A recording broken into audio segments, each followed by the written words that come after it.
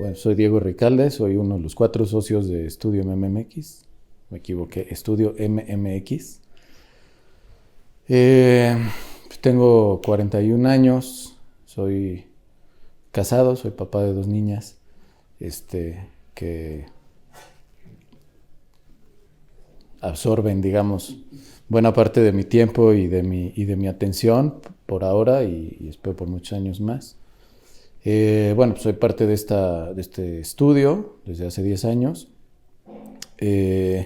Bueno, soy mexicano, con mitad de nacionalidad italiana también. Estudié arquitectura en la Universidad Nacional Autónoma de México. Después hice una maestría en Inglaterra, en el Architectural Association. Y después, regresando, casi terminando, me tocó la crisis de 2008-2009, terminar ahí, ¿no? Mi ideal era quedarme en Europa un tiempo a trabajar, pero nació, afortunadamente, siempre en las crisis hay oportunidades, y entonces nació la oportunidad, la idea de regresar a México, de formar este proyecto, y desde entonces pues, hemos estado aquí luchando por llevar adelante nuestro sueño, nuestro proyecto de vida, que pues, es esto que estamos hoy aquí. Mi papá y mi mamá eran los dos arquitectos, entonces nací con arquitectura, ¿no? Para mí mis juguetes eran los escalímetros, los estilógrafos, las escuadras, era una cosa que yo veía todo el tiempo en casa y obviamente las conversaciones entre mi papá y mi mamá y siempre venían arquitectos a la casa y siempre las fiestas eran en casas de arquitectos. Ya ves que los arquitectos somos muy endogámicos, entonces pues, digamos que respiraba arquitectura en todo momento, en todos lados, en todas las conversaciones, en todos los viajes, que por supuesto había muchos viajes. Entonces nos tocaba a mí y a mi hermana ir ahí detrás de mis papás, que les gustaba mucho viajar dentro de la República Mexicana y luego también fuera. Entonces ahí íbamos con ellos y cada visita a una ciudad era visitar el cementerio, la iglesia, el mercado, el centro, los palacios, etcétera, ¿no? Y bueno, lo vas ahí como respirando. Mi hermana, ahí había 2 opciones, o hacer lo mismo o hacer algo completamente distinto. Mi hermana tomó el otro camino y yo, pues por afinidad o lo que sea, quizás incluso por admiración, pues, me fui acercando cada vez más a esta disciplina, ¿no? Después, más adelante, mi papá, mi mamá estudió, se volvió más estudiosa del teatro, como del fenómeno espacial en el teatro, ya sea como edificio y como evento, digamos, artístico, teatral dentro, escenográfico dentro del teatro. Y mi papá era un arquitecto, digamos, entre comillas, más convencional, que hacía proyectos y construía, bueno, se construían los proyectos que él hacía, colaboraba con muchas personas, y entonces nos llevaba las obras y nos explicaba, bueno, ya ahí más a mí que a mi hermana, y de ahí pues te vas como de alguna manera encarrilando, ¿no? Cuando decidí que finalmente sí quería estudiar arquitectura fue, creo que al final de la secundaria, que ya había tenido algunas clases de dibujo técnico y que veía que sí tenía buenas capacidades para eso y que me gustaba y que se me pasaba el tiempo fácilmente dibujando, etcétera. Y entonces, bueno, ya de ahí, más o menos en la preparatoria tenía claro cuál era más o menos el camino. Después, la universidad en realidad no es que fuera la única opción, aunque también sí, mi papá fue maestro de la UNAM 45 años, entonces, bueno, pues no había opción en ese sentido. Aunque también fue un trance ahí complicado en la familia porque ese era como el territorio de mi papá, ¿no? Entonces, que yo entrara ahí fue como un tema complicado, sobre todo creo para él. Pero bueno, finalmente pues, hice el examen. No es nunca la única opción porque es complicado cada vez más. A nosotros quizás nos tocó un momento en el que ya era complicado, pero no tanto como ahora, acceder a la educación pública en México de más o menos buena calidad. Por supuesto, pues la universidad es muy prestigiosa y la gran mayoría de las personas que quieren estudiar una profesión quieren entrar en la UNAM, sobre todo a Ciudad Universitaria, entonces la competencia es dura, cada vez peor, pero bueno, nosotros me refiero también a los otros socios que tengo, tuvimos la fortuna de poder pues, pasar el examen con buen puntaje, poder estudiar arquitectura ahí, estudiar en Ciudad Universitaria. Bueno, un poco lo que te decía, mi casa, ¿no? Mi familia, el barrio en el que vivía en la Ciudad de México, en San Pedro de los Pinos, que entonces pues, era un barrio más de la ciudad, hoy acaba siendo una especie de sitio que está muy bien conectado, que está empezando como a responder, empezando todavía a una serie de dinámicas de nuevas centralidades en la Ciudad de México. Pero bueno, ahí pues, pasé 30 años de mi vida, o bueno, menos, como 25. Y bueno, ahí. Después, pues, no es un sitio, más bien son experiencias, todos los viajes. Nosotros vivimos también un tiempo en Italia, particularmente en Sicilia. Entonces recuerdo mucho, otra vez, con todas estas experiencias de los viajes y las visitas y los amigos arquitectos y la comida. Y por supuesto nosotros no, mi hermana y yo, pero ellos sí, el vino y las borracheras y las fiestas. Todo ese ámbito creo que me marcó mucho, ¿no? Entonces también mi abuela era romana, nosotros íbamos a Roma pues, por lo menos 2 veces al año y entonces caminábamos y caminábamos al centro de Roma y nos metíamos a todas las iglesias. Entonces, y mi papá era un personaje, digamos, muy elocuente y muy emocionado por la arquitectura y pues nos transmitía eso, ¿no? Entonces esos viajes pues, son para mí, pues, no un sitio, digamos sí, un sitio, un lugar importante, ¿no? En donde hay como mucha relación. Y bueno, por supuesto mi país también. Y al hablar de mi país es difícil porque también pues, este país son muchos países muy diversos, hay muchas regiones muy diversas. Mi papá además era yucateco, entonces también ahí hay como otra manera de ver las cosas. Mi papá bromeaba mucho sobre la república, la hermana república de Yucatán. Entonces, bueno, pues es una especie de mezcla, de híbrido, muy particular, que tiene partes de muy diferentes cosas, ¿no? Sí, por supuesto, bueno, me voy a repetir, obviamente los primeros, pues, mis papás. Después muchos de los amigos de mis papás dentro y fuera de México, que en realidad lo siguen siendo, ¿no? Ya digamos eso en términos como generales. Después ya más particular en la profesión, empecé a trabajar desde temprano, incluso antes de entrar a la facultad, con algunos arquitectos y pues fui dando tropiezos y aprendiendo diferentes cosas, colaborando con ellos, ¿no? LBC, López Vaz y Calleja, por ejemplo, trabajé muchos años con ellos y con ellos, por ejemplo, estoy muy agradecido, aprendí muchísimas cosas, me abrieron muchas oportunidades, seguimos siendo amigos, seguimos colaborando y son 2 arquitectos a los que quiero mucho y respeto mucho. Después también mi papá tenía una relación de muchos años con un arquitecto que se llama Hans-Georg Hilti en Liechtenstein.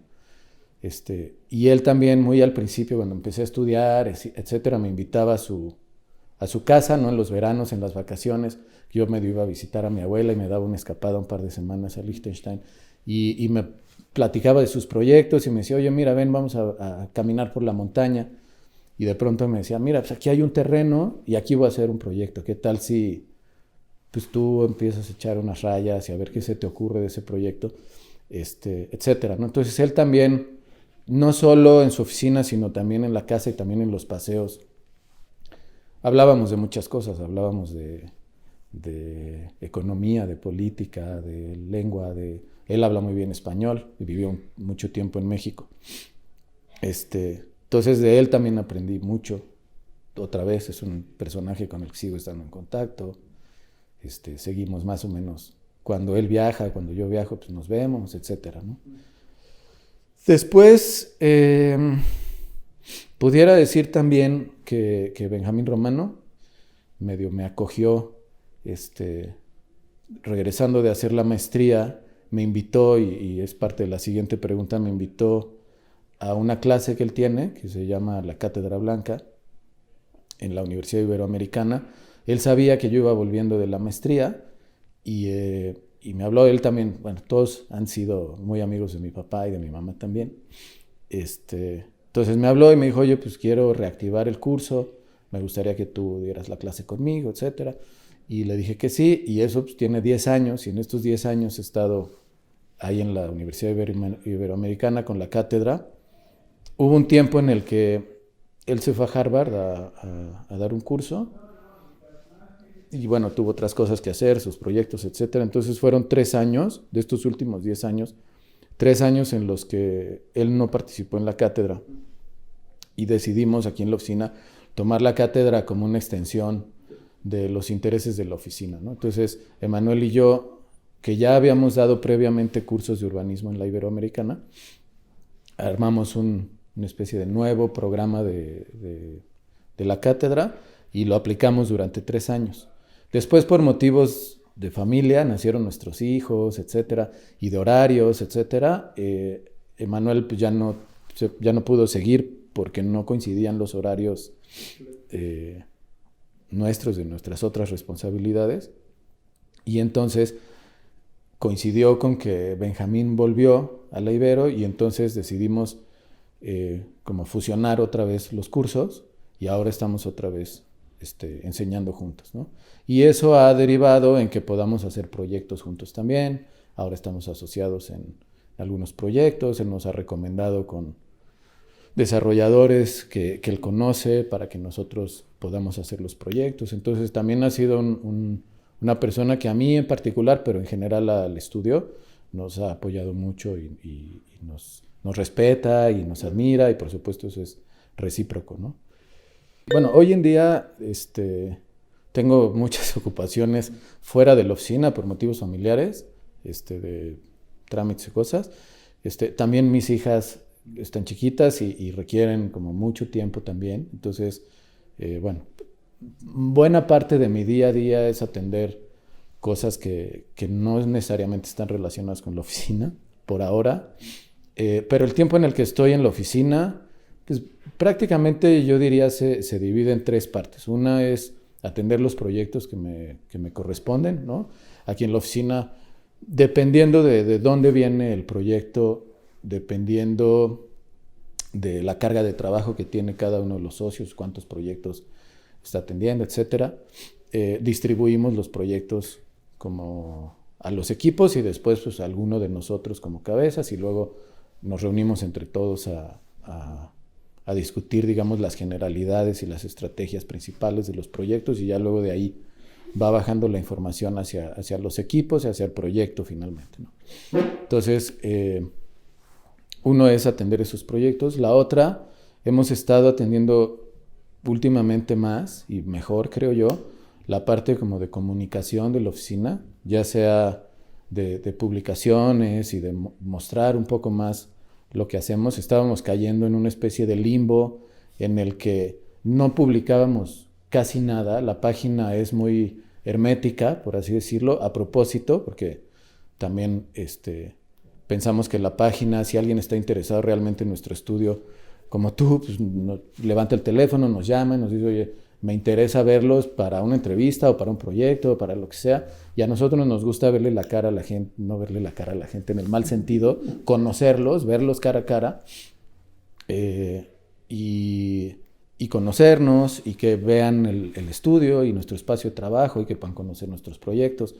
Entonces, generalmente cuando alguien nos busca, le decimos, oye, pues nosotros estamos aquí, conozcámonos, ven a vernos y platicamos. Y de ahí vemos si algo nace o no, ¿no? O sea, pero por eso la página es hermética, pero eso no implica que no debamos publicar. También el año pasado publicamos un libro. Entonces ha habido un esfuerzo importante de la oficina no por presumir, sino más bien por exponer y por exponernos el trabajo que hacemos y las cosas que estamos pensando, etcétera, ¿no? Entonces está la parte de los proyectos, la parte de comunicación. También, por supuesto, hay una buena parte de búsqueda de nuevas oportunidades, por así decirlo, buscar clientes, atenderlos, tanto previo y post a los proyectos, que también es importante y es parte de lo que luego no te enseñan en la escuela, o no enseñamos en la escuela. Y bueno, hay siempre tareas administrativas, responder mail, ver cuestiones de pagos, cobros, etc. Y en situación un poco paralela, sobre todo ahora que yo soy el único que sigue insistiendo en formar parte de la academia, más por casi tradición familiar y amor a la profesión, que porque la academia realmente, o las instituciones académicas realmente valoren tu trabajo, y más por los alumnos y más por, digamos, un bien general. No he quitado, digamos, el dedo del renglón, y ahí también estoy en la academia, ¿no? Ahorita en la Universidad Iberoamericana, he estado en la Universidad Nacional también durante un tiempo. Y bueno, como te decía, a la Iberoamericana nos invitó, por un lado, José Castillo y Benjamín Romano, y a la Universidad Nacional me invitó una colega que ahora es profesora de la universidad hace muchos años, en 2012, si no mal recuerdo,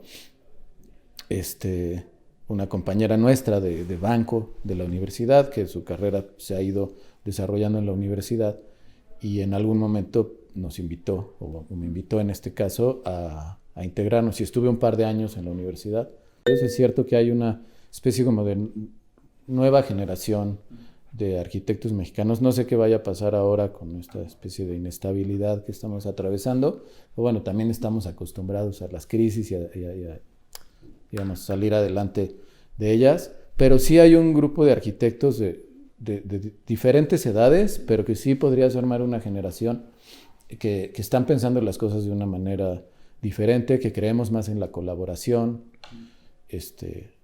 A veces es más discursivo que real, pero finalmente o sea, no hay un cambio radical de un momento a otro, pero sí hay una transición que creo que va hacia un panorama mucho mejor. Hay mucha más comunicación, hay mucha más atención sobre qué están haciendo y qué están pensando nuestros colegas.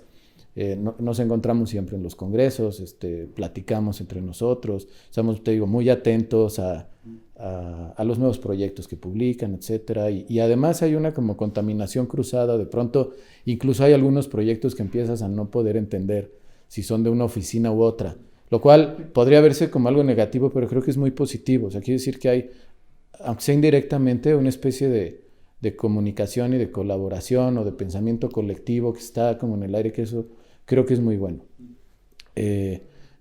Yendo a la otra parte de la pregunta, también es cierto que no estamos concentrados en una institución de pensamiento, digámoslo así, no necesariamente una universidad, aunque tradicionalmente sucede en las facultades o en las universidades. Sí hay una iniciativa ya de muchos años, no sé si ya la conoces, que se llama la Escuela Libre de Arquitectura en Tijuana, que justamente el planteamiento, y se lo deberías preguntar a su director, pero justamente el planteamiento es ofrecer, digamos, una alternativa distinta a la educación convencional de arquitectura, en donde se incluyen muchas materias que las escuelas convencionales, como las universidades que tenemos aquí, están muy lejos de siquiera considerarlo, ¿no? Pero sí hay, digamos, algunos intentos. Mi papá habló muchos años de hacer una escuela diferente, pero también es una tarea muy complicada, porque el sistema educativo en México es un sistema educativo muy cerrado, muy tradicional, muy convencional, muy restrictivo, digamos, en términos de las certificaciones y tal. No es sencillo como hacer girar esa rueda. Sin embargo, hay mucha gente, bueno, no mucha gente, pero hay algunos arquitectos que entienden esto que tú dices y que han tenido algunas iniciativas. De pronto aparecen como cursos alternativos a las escuelas. Los chavos están empezando a mostrar interés porque, por supuesto, necesitan su título oficial, entonces están inscritos en una universidad, pero ya los estudiantes están entendiendo que a veces las universidades no les ofrecen la información o los retos que ellos están buscando. Entonces ya empieza como a moverse otras dinámicas. También creo que es muy incipiente, pero creo que va hacia algún lado. En el caso de la Escuela de Tijuana, tiene la, entre comillas, desventaja de, en un país tan centralizado como el nuestro, de no estar en la capital, ¿no? Entonces eso también le ha reducido como el impacto que... Por un lado, eso probablemente le permitió librar algunas batallas que aquí sería mucho más complicado, pero al mismo tiempo eso le ha restado probablemente el impacto que de otra manera hubiera podido tener, o podría tener, o tendrá en el futuro, no lo sé. Entonces, también hay otras iniciativas en el sur del país, es decir, sí hay, digamos, una cosa que está empezando a moverse, que creo que puede acabar en algo muy interesante. Bueno, tiene que ver con un poco con lo que te decía, o sea, el reconocer, que no es que esté mal, pero reconocer que la educación de arquitectura en México es muy convencional, muy heredera del movimiento moderno, y además casi como con teléfono descompuesto, porque que esto responde también parte de otra pregunta que hiciste antes. Las universidades realmente están secuestradas por... Yo muchas veces oí que por los sindicatos y el personal administrativo realmente están secuestradas por los profesores. Hay profesores y eso tiene que ver con los contratos colectivos de trabajo y tiene que ver con los años, con las edades de jubilación, tiene que ver con las evaluaciones que nunca se hacen de la relevancia y de la importancia de profesores particulares, ¿no? Porque no es una cuestión de jóvenes o viejos, no es una radicalidad decir todos los maestros viejos tienen que dejar sus puestos y ahora tenemos que darle todos a los maestros jóvenes, no va por ahí. Hay que mantenerle las cátedras a los profesores con experiencia que demuestran estar comprometidos con su cátedra y con sus alumnos, etcétera, y a los que no, pues no hay que seguirlos manteniendo y hay que abrir esos espacios para que pueda haber una renovación. Pero eso en mayor o menor medida en las universidades en México no ha pasado. Por eso también los arquitectos, además de que las condiciones de trabajo que ofrecen las universidades son ínfimas, entonces pues los arquitectos jóvenes que están pudiendo tener trabajo, que están pudiendo probar sus ideas no pueden estar ahí porque o no quieren estar ahí. Y por eso muchas veces, y es la emigración de cerebros, por eso muchas veces pues, prefieren aprovechar una oportunidad que de pronto se abre en escuelas americanas, que las escuelas americanas hoy en día están muy interesadas en las dinámicas latinoamericanas, de cómo hacemos esto, cómo hacemos el otro, cómo sobrevivimos, cómo le hacemos para vivir juntos, etcétera, ¿no? Entonces, de pronto hay un interés de las universidades americanas por qué está pasando en México y en América Latina, interés que no tienen las propias universidades nuestras, ¿no? Y entonces las ofertas que hacen, y no es solamente un tema económico, pues las ofertas que hacen se vuelven mucho más atractivas que las ofertas las ofertas que hacen las universidades mexicanas, que además en la operación se vuelven súper restrictivas porque tienes que cumplir con una serie de cosas establecidas por... Bueno, entonces el reconocimiento de este hecho de que la arquitectura en México, la educación, que también tiene que ver con una necesidad nacional y con un perfil de arquitecto que se necesita, porque si todos los arquitectos mexicanos se recibieran con el perfil de un arquitecto, el Architectural Association, no tendríamos trabajo, porque lo que hay que hacer en México son otras cosas, ¿no? Entonces eso tiene una razón de ser, que puede estar bien, pero al mismo tiempo, digamos, en una visión un poquito más crítica, reconocer que era muy convencional. Y después las oportunidades de trabajo que yo tuve, con quienes ya te mencioné, también era una arquitectura bastante convencional y bastante heredera del movimiento moderno. No, lo que quise hacer fue, de alguna manera, equilibrar eso que yo sentía que tenía como un bagaje y un peso muy fuerte de esa educación, con algo mucho más experimental, mucho más en los límites, digamos, de la profesión, en donde se integrara, por supuesto, en el Architectural Association, la tecnología, otros temas que aquí empieza a hablarse de ellos, pero todavía también de manera muy incipiente, que esa es otra cosa que hemos hecho Yo no tanto quizás, pero algunos arquitectos que hemos estudiado fuera y que hemos tratado en las diferentes universidades de empezar a integrar otros discursos, otras teorías, otras ideas, otras metodologías de trabajo y encuentras una resistencia brutal, ¿no? Bueno, sin entrar en detalles, pero hay mucha resistencia del profesorado a cambiar el status quo de las cosas que pues, hasta ahora les ha funcionado bien, ¿no? ¿En qué programa estuviste allá? En el DRL, en el Design Research Lab. Y bueno, entonces, en mi manera de verlo, eso me habría permitido ampliar, digamos, mi abanico de bagaje arquitectónico desde lo muy convencional y esta práctica muy mexicana, por así decirlo, y después una cosa pues, más internacional que viene de otras ideas, que viene de otras reflexiones, que es más experimental. Y eso, digamos, yo de alguna manera soy una especie de híbrido de esas dos cosas y que tratamos, en la medida de lo posible, en una sociedad de cuatro, trato yo como medio de permear eso en el trabajo que hacemos, ¿no? Y creo que en muchos de los proyectos que hemos realizado me da gusto de pronto ver algunos dejos. Por supuesto, los proyectos de MMX nunca van a ser paramétricos y nunca se van a parecer al sueño más convencional que Patrick Schumacher pueda tener, pero a mí lo que me interesa sobre todo no es la forma, sino más bien las lógicas que hay detrás de las tomas de decisiones que llevan un proyecto a ser como es, ¿no?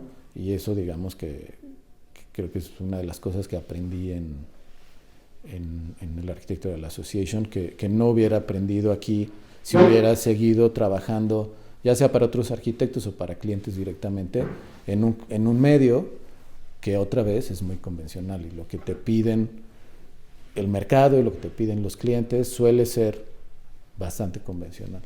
Bueno, pues aprovechando el acordeón, la pista, esa sí es seguro. Y es algo que al principio de la oficina yo decía mucho, ¿no? Te tienes que enfrentar a la idea de cómo se administra un proyecto, ¿no? Y entonces entender que hacer un proyecto no es la proyectación arquitectónica, no es el diseño arquitectónico, sino que un proyecto, en el caso de la arquitectura, un proyecto implica muchas otras cosas, ¿no? Implica administración, gestoría, cosas fiscales, un chorro de cosas que en la universidad a veces no es que no te enseñen, sino que más bien no le das el valor que tiene, porque las universidades también, al menos en la que me tocó estudiar a mí, indirectamente el mensaje era que todo lo que tenga que ver con dinero es negativo y todo lo que tenga que ver con la creatividad es en lo que hay que poner atención, ¿no? Entonces, de pronto sí tienes algunas materias que tocan los temas de administración, a lo mejor muy enfocado a obra, pero que tocan temas de administración y que pues pasas porque tienes que pasar, pero no le das el valor que tiene, ¿no? Administración de proyectos. Eso en cuanto a proyectos de arquitectura. Luego empiezas a entender proyectos de desarrollo inmobiliario, que es otro universo. Y luego, por ejemplo, el proyecto mismo del estudio, de la oficina, que es otro universo, ¿no? Entonces, ir aprendiendo sobre la marcha, eso ha sido complicado, también divertido de cierta forma, pero complicado. Y bueno, pues, ¿qué me gustaría aprender? No sé si realmente hay una respuesta. Yo siempre digo que lo único que hay que aprender es a aprender, a seguir con los ojos abiertos, con los oídos abiertos, bueno, con todos los sentidos. Y seguir aprendiendo lo que te toque aprender, ¿no? O sea, no, eso es como muy genérico si quieres. En el caso de la profesión, yo encontré, bueno, desde la tesis de licenciatura y después en la maestría, digamos, y también por eso supongo no quito el pie del tema docente, el volumen que tiene nuestra profesión cuando se relaciona con otras cosas que no están dentro de la profesión y particularmente con el mundo de las ideas, que pareciera que es una contradicción, porque el mundo de la arquitectura en teoría está lleno de ideas, pero a veces no es tan así. Pero cuando la arquitectura se relaciona con ese mundo y se relaciona con la historia, para mí es un momento muy, muy interesante, muy emocionante. Eso probablemente tenga que ver incluso con los viajes y todas esas visitas de esos edificios históricos que ya te platiqué, esos diálogos históricos que puede crear la arquitectura a través del tiempo y de las ideas, para mí es muy, muy interesante. Entonces, no sé si, no te voy a decir, me voy a poner a hacer un doctorado sobre teoría e historia, no va por ahí, pero pues quizás casi ¿cómo se dice? De manera autodidacta, pues seguir como explorando ese camino, ¿no? También me gustaría participar más quizás en temas de difusión, no solo del trabajo en la oficina, sino en general como de pensamiento arquitectónico, crítico, lo que sea, sin ser experto en eso, porque no he estudiado eso, ni me siento experto, pero es algo que me atrae y que, como dices en la pregunta, pues me gustaría a través quizás de la práctica, así como hemos aprendido cosas administrativas en el quehacer, pues también seguir aprendiendo eso en el quehacer, ¿no? Y también por eso ese pie metido ahí, aunque a veces te lo comen las pirañas, pero ese pie metido en la docencia sigue estando ahí.